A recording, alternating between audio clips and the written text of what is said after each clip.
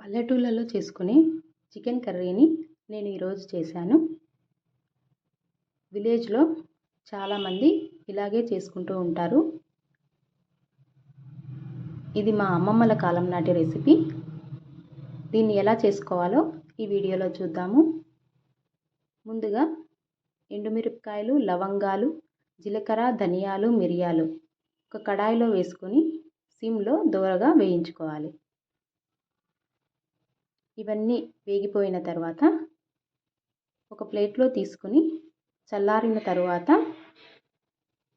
Mixie జార్లోకి వేసుకొని మెత్తని పౌడర్ లాగా చేసుకోవాలి. ఈ పౌడర్నంతా ఒక పక్కన తీసుకుని ఇప్పుడు మళ్ళీ మిక్సీ జార్లోకి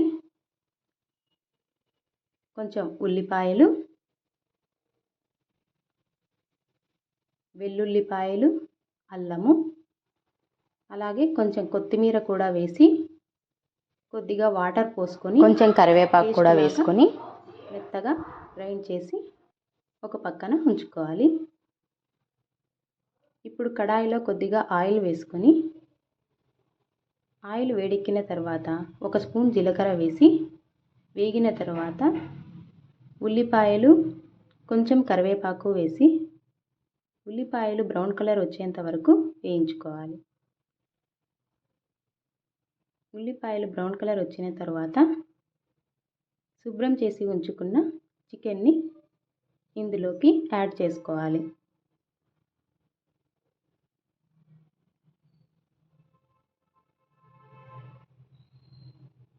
ఇప్పుడు ఈ చికెన్కి సరిపడా ఉప్పు, పసుపు వేసి చికెన్లో ఉన్న వాటర్ అంతా బయటికి వచ్చేంత వరకు ఉడికించుకోవాలి.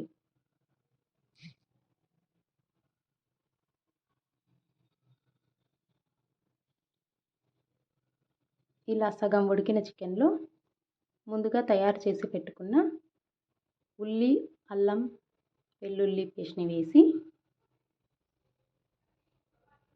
ఒక టమాటోని చిన్నగా కట్ చేసుకుని వాటి ముక్కల్ని వేసుకోవాలి. ఈ మసాలా అంతా ఉడికిన తర్వాత ముందుగా తయారు చేసి పెట్టుకున్న పౌడర్ని కూడా యాడ్ చేసుకోవాలి. ఇది మనం తినే కారాన్ని బట్టి వేసుకోవాలి. మిరియాలు, ఎండుమిరపకాయలు వేసాం కదా, కారంగా ఉంటుంది. కారాన్ని చూసుకొని వేసుకోవాలి. అలాగే కొంచెం కొత్తిమీర, పచ్చిమిరపకాయలని యాడ్ చేసుకొని ఈ వాటర్ అంతా దగ్గర పడేంత వరకు ఉడికించుకోవాలి. అంతేనండి, విలేజ్ స్టైల్లో చికెన్ కర్రీ రెడీ అయిపోయింది. ఎంతో సింపుల్గా చాలా టేస్టీగా ఉండే చికెన్ కర్రీ వేడి వేడి రైస్లోకి చాలా చాలా బాగుంటుంది. ఒకసారి ట్రై చేయండి. నచ్చితే ప్లీజ్ సబ్స్క్రైబ్ చేసుకోండి.